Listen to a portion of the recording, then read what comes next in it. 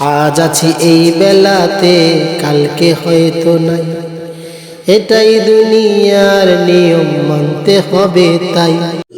আমি ঘুমিয়েছিলাম, হঠাৎ করে ডেকে দিল পরিবারে, বলে আমার প্রাণ প্রিয় ভাগিনা মরে গেছে সকালে।